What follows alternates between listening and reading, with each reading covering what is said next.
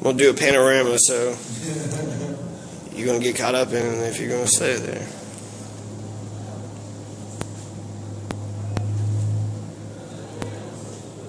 Libertarians. Woo! There's only like 4,800 registered libertarians in the state. Why not just be a social progressive libertarian? We're not going to believe in the government. Yeah. So anarchy. Are all about government. Anarchies, neighborhood seceding, localized tribes. Well, we believe in some of the same things that the Greenies believe in. We believe in buying locally, and So yesterday, May 18th, 2015, Geoff Young was in front of the circuit court judge, and basically 2 seconds, maybe 10 seconds.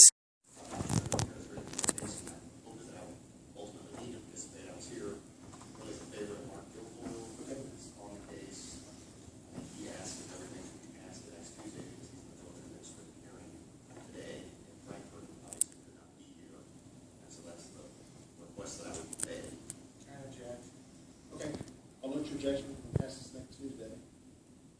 Over your objection. And we'll see where we are. The judge looked at the case. The lawyers didn't even show up, right? If I was late to Kenton County. When I went to Kenton County over the library book charge from 11 years ago, I was, I'm driving 5 hours away. I hit a deer. I was late. So I give them a call and I said I'm on my way, but I wound up getting there about noon. They had already closed court. And he'd filed a bench warrant on me. So they filed a contempt of court charge, and that was a $503 bond. So if I don't show up for court, I'm going to be thrown in jail. But when Geoff Young, who's paid his filing fee, $200, wrote lots of petitions, like a 5 or 6 page deposition, following all the civil procedure rules, and then drove 2 hours from Lexington, or drove an hour from Lexington to Louisville, and just there to be there for 10 seconds, and the other lawyer didn't show up. So again, it's the same stupid lawyer tactics where they delay, they don't show up, and they're not held in contempt. They're not held in contempt. So when we bring charges, then we're laughed at out of the water. I remember I tried to put charges on the Louisville rapist jailers who had sodomized me, who had beat me up and put a scar underneath my eye, and the prison guard had acted like he was wanting to hit me. He was wanting to beat me up. And so, it's incredible. If a police officer puts a charge on you, then you have to go through the car wash. You have to go through the entire system. But if you say, hey, they did something to me, then nothing happens. I mean, that's not just. If there's a civil procedure, you could have counterclaims, but there's, so 10 seconds. Anyways, 10 seconds is all that they had afforded Geoff Young. Here's an ad from Hal Heiner. It's the kind of politics people hate. You've heard the abuse charges against Jamie Comer. Now, Matt Bevin and Jamie are using these charges to score political points. Instead of protecting the young lady and 3 witnesses who came forward, Matt and Jamie are assigning blame and accusing these women of lies and payoffs, attacking them for their own political gain. If you want to reject this type of politics and elect a true conservative who will stand up for our Christian values, I'd be grateful for your vote. Now, I want to talk a little bit about domestic violence. So, in the Jamie Comer race, there was an accusation from 20 years ago, Marilyn Thomas, that she had been hit. She had been hit, and because of the words she used, I could relate to her experiences. There's also a case that happened here in the Breckinridge County by the Nogler family. There was unschooling. They had 10 kids. They didn't send their kids to school. They live on 26 acres, and I think they're a devoutly Christian family. And at first, when I heard about this story, it sounded very similar to this video here.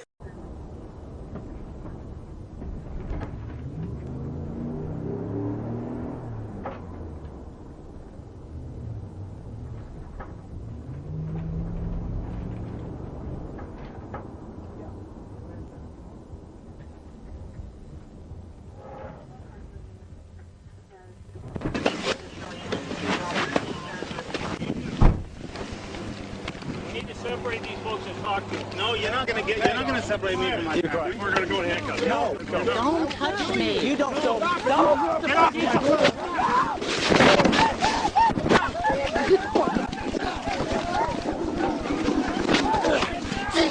Jesus, I'm sorry.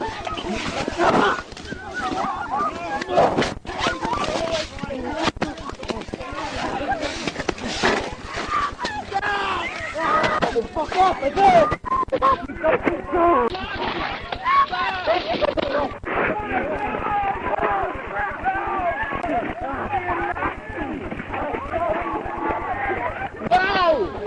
No, you're Nazis! Stop! No! Stop being Nazis! No!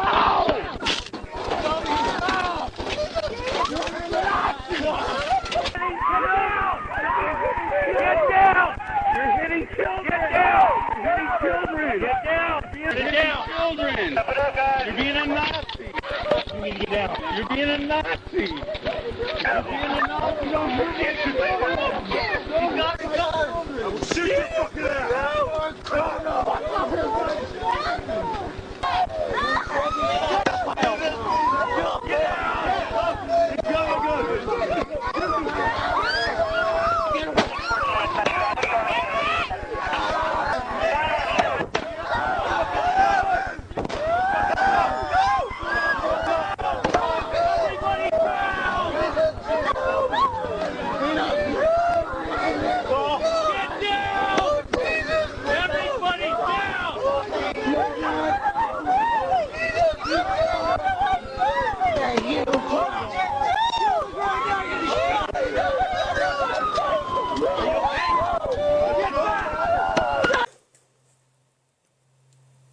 So I was real mad about it.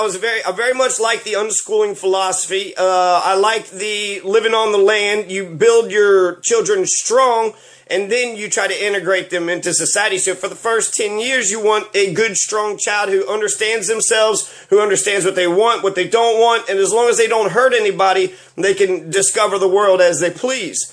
And so I was very much in favor of that. Public education is all about 100% compliance. They are oppressors, and the oppressor consciousness is one that kills humanity. The oppressor consciousness only wants to manipulate people, turn people into an object. And so they're oppressors, and I know this because I went to teacher training school, and a tactic that all of them employ is the 100% compliance tactic, 100% compliance. And so they all believe in 100% compliance. So the education part I really liked, the family against the state, and then Nicole Nogler was very brilliant in her defense against the sheriff. And so I was very much going to be like, oh, I'm going to take this case and I'm going to win the election with it. And I tried to get a hold of them. I tried to talk to them. They didn't want to say anything to me. So then eventually I just kind of let it go. And now I see that Alex Brow had came out. So Alex Brow, he's a 19-year-old, and he had said that there were sexual abuse, there was physical abuse. I got all the beatings. This is a guy who was, Alex Brow was removed out of the Nogler's household when he was about 4.5 years old, and he hasn't seen his father until Monday's hearing because he lives out of state. But he said, I got all the beatings, I got most of the mental abuse, there was a lot of sexual abuse towards me, we had a very dysfunctional relationship. So, Bill Cosby, there's no glory in coming out and saying that you're beat up and was molested. There's no glory in that. The reason why I believe all the Bill Cosby accusers is because of that very reason. There is no glory. I grew up in a very violent household. And so I can understand what he's saying. It was a dysfunctional relationship. There were beatings. There wasn't anything sexual with me, but this puts doubt on the Noglers. This gives a reason for the state to see if the kids are doing okay, since there was already another case where there allegedly was some abuse. I mean, he's 4.5 years old. I think he would remember it, and I would be more prone to believe him. So since there is doubt, the homeschooling laws in Kentucky just says that the authorities go there, talk to them once a year, and you're supposed to turn in some portfolio. And so those things actually seem quite reasonable. Whereas I believe we are our own private people, and these are our fiefdoms and our kingdoms. When I was growing up, I wish that somebody would have intervened on my behalf. I wish somebody would have said, hey, you don't deserve this. This isn't the type of life that that you just don't deserve this. I mean, I grew up thinking that this is just how life was, and I was just, prone to getting all the abuse for the rest of my life. And, actually it has been the case still today. I'm 33 years old. I'm out of the house. I don't have to deal with that, but there is a lot of he still files charges on me, so he still uses the court system to abuse me.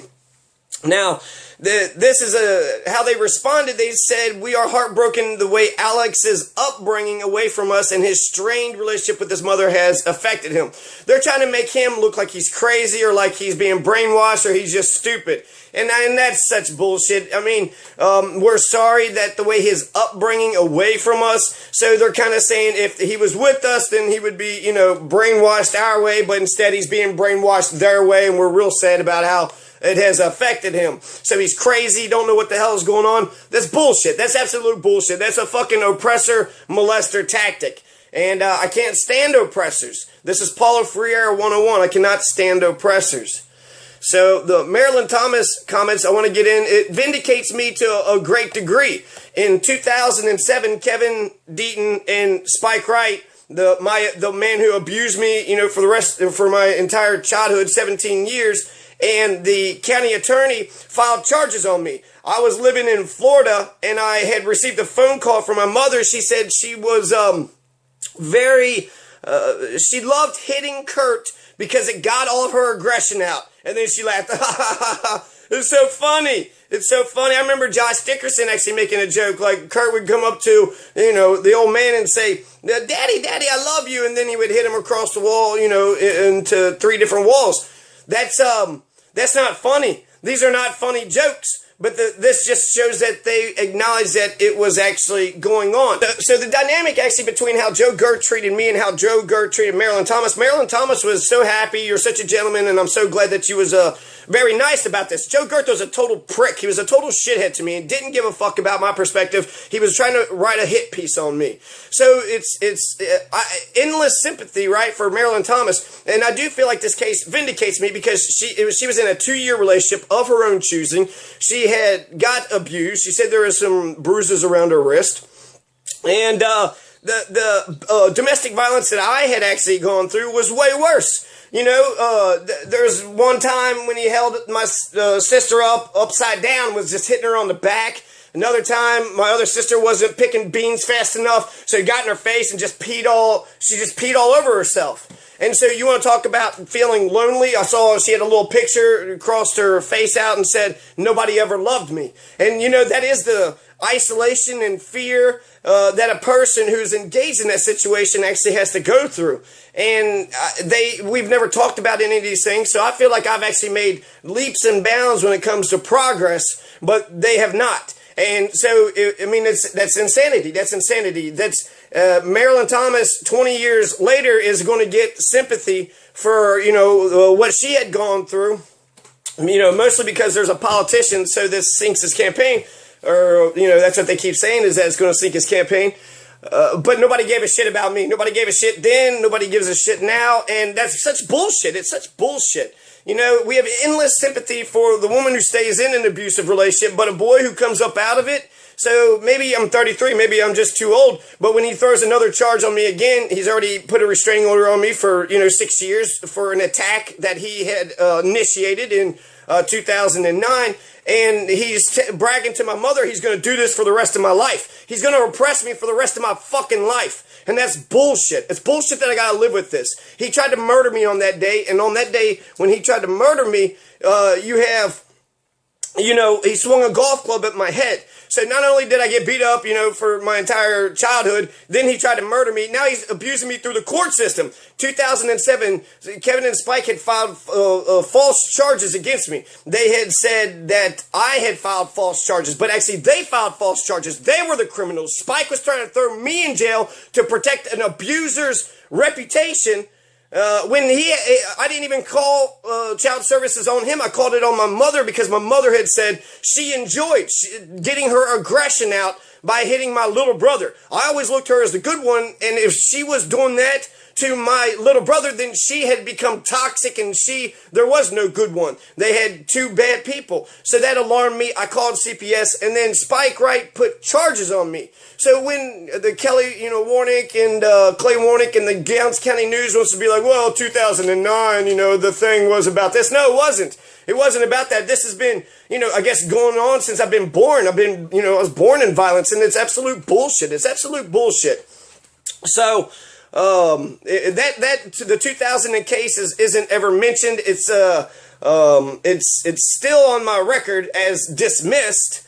And actually, that's another problem with Kentucky's court system is even if the case is dismissed or declared not guilty, it stays on your record until you expunge it. So let's just take a look at the library book case, okay? So $130 I give to the court or to the jail in Warren County. $100 went to the bond. $30, I don't know where that went. They stole it. They took $30 away from me. And so they took $30 away from me.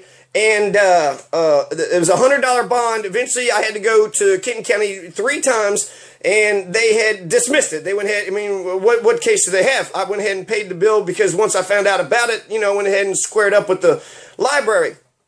And so it took $30 at the jail. It took $50 of gas money, so $100, for the 3 days, $100 worth of gas. And $30 they took from me, and then they put another fee on me for a bail bond fee. So $25. So that's $55 plus I paid $155. They stole 3 days out of my life, and they took $155 out of my pocket just because of their bullshit accusation, just because of their indiscretion. They didn't have to throw me in jail over it, but they did. That's a felony, right? That's a felony. Fuck you.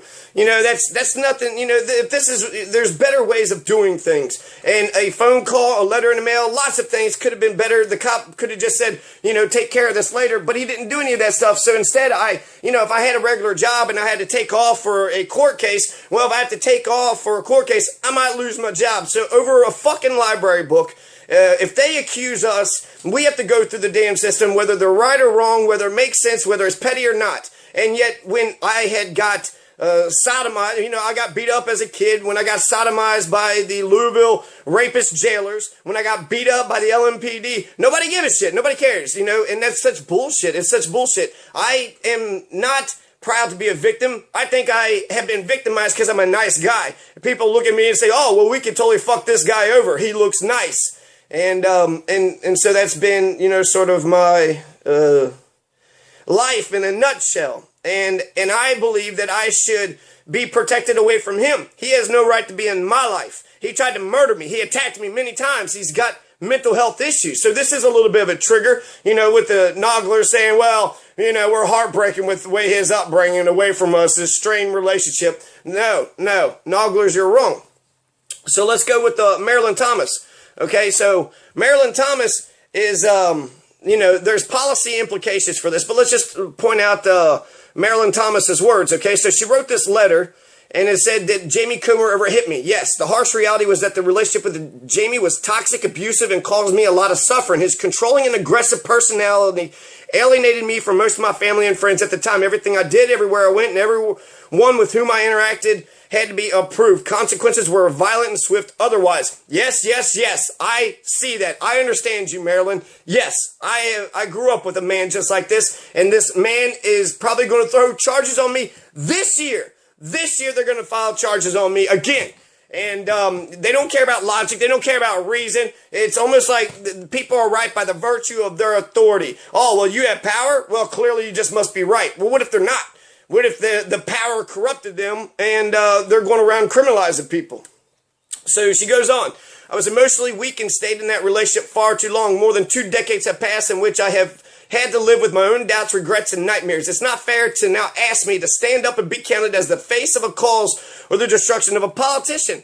I have to live with the memories of that relationship. So all that has to come back, right? She has to think about it. Some of the moments from so long ago still linger in my mind and often stop me in my tracks. Yes, This is what I went through. This is what I went through. Again, this is a relationship she engaged in for 2 years. And, while I don't like domestic violence, situations, my point, I'm not excusing him. All I'm doing is making a comparison that her abuse was much less.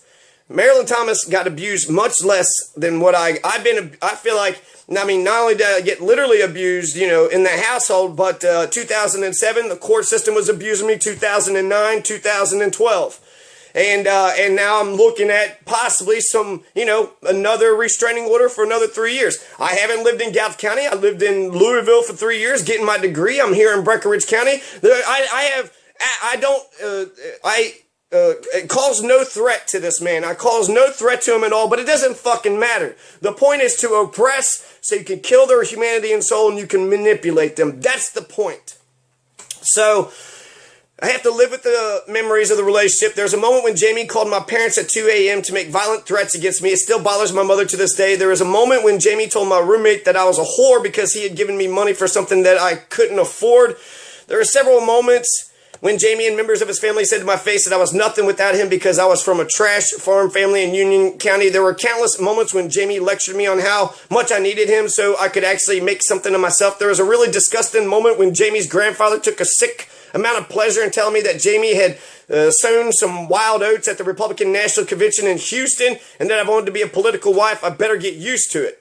This is a lot of fucked up shit. Basically, everybody around him is saying you need to get used to, him being a fucking dick to you.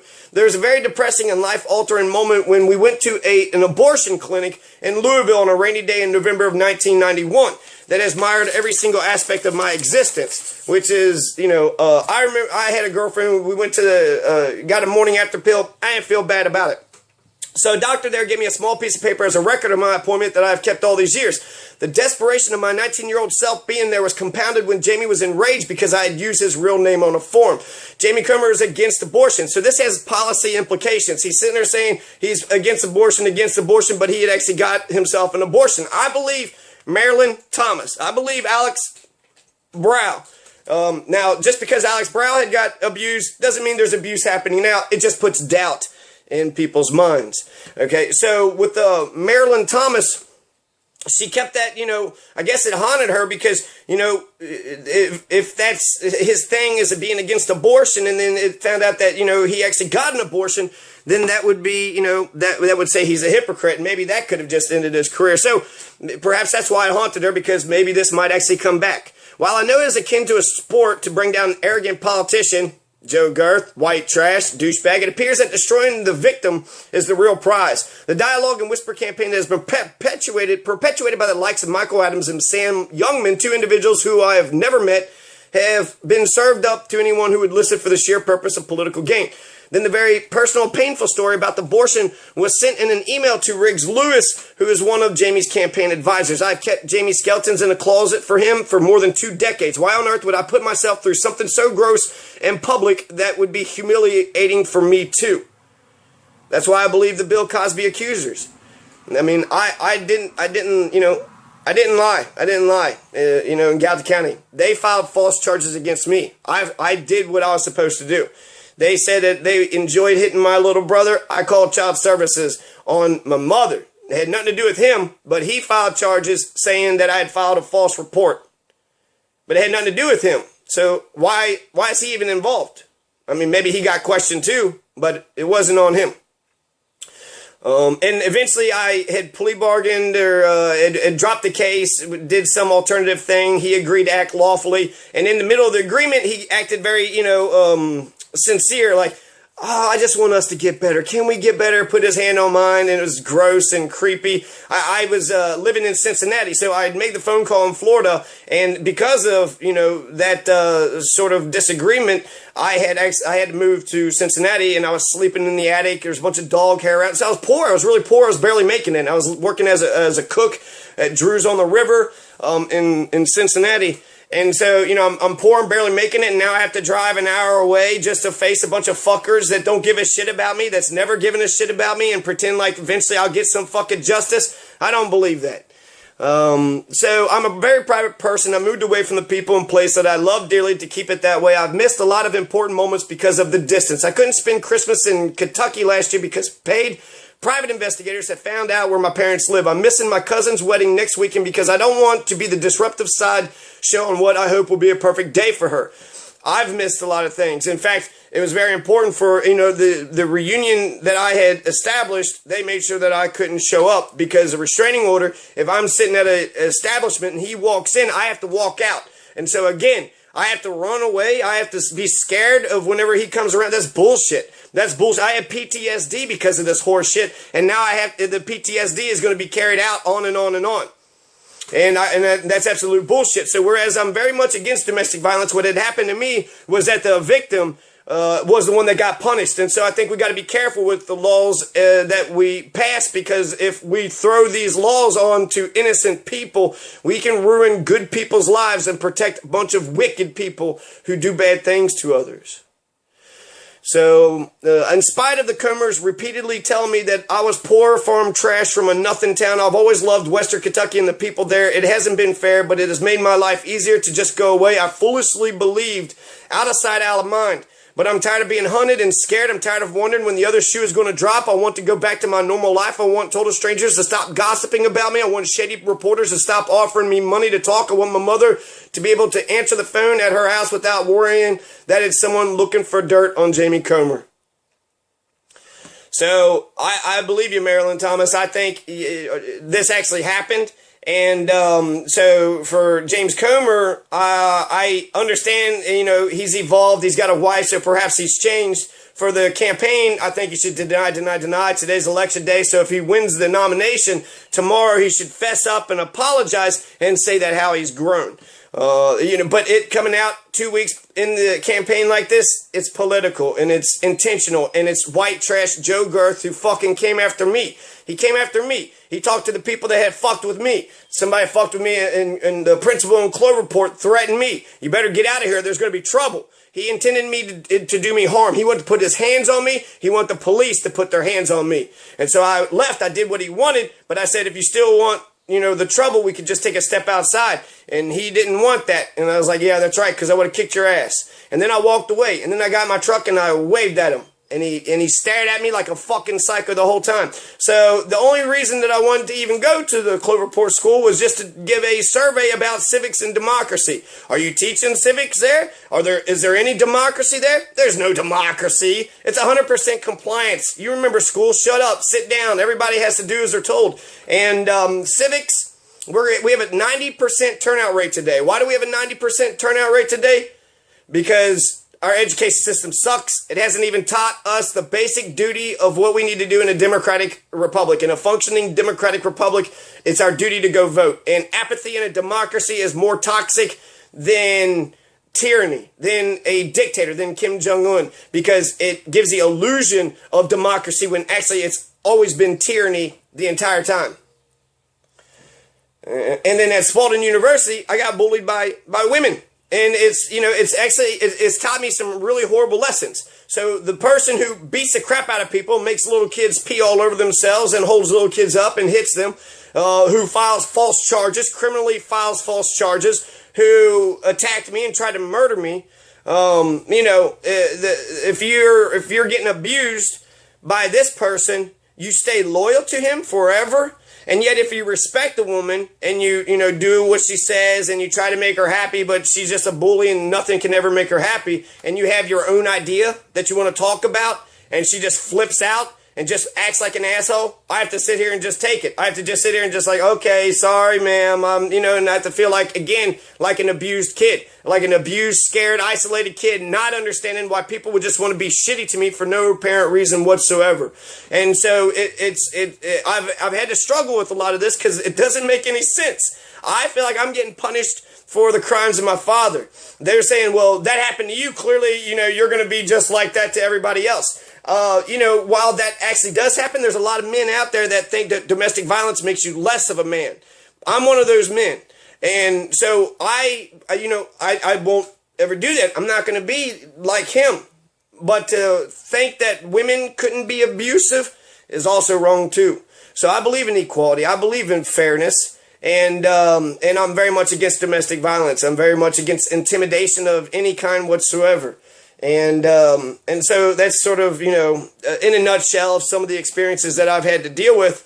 And, they stole $60,000 and ruined my life. And this was after I just got robbed, and I picked up and I moved. I moved to another city just for Spalding University, but they didn't care. So when you respect a woman, they steal 60 grand away from you, they molest you, and then, they're really shitty to you. But if you disrespect a woman, this has been, my experience, right? At Spalding University, when I respected the women there, I got robbed of 60 grand. And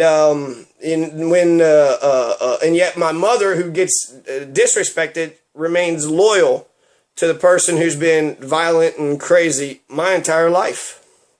And perhaps there's a silver lining for her. There's no silver lining for me. So when people have endless sympathy for the woman just because traditionally the woman is the victim of domestic violence. But I also know women who are very abusive to their men, men who love their women and want to do anything and everything to make them happy. And they're bullies and they treat them like crap. And so I am against both of that. I'm for equality. I'm an equalist. I'm not the oppressor or the oppressed. The oppressor actually enslaves themselves to the oppressed.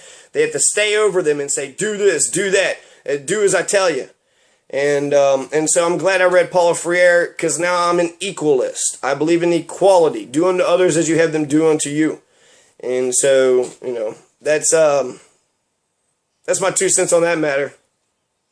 But I think that we can raise revenue without actually raising taxes. One of the best ways to do it is just have a robust economy.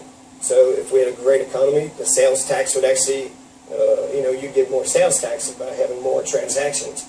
It's the kind of politics people hate. You've heard the abuse charges against Jamie Comer. Now, Matt Bevin and Jamie are using these charges to score political points.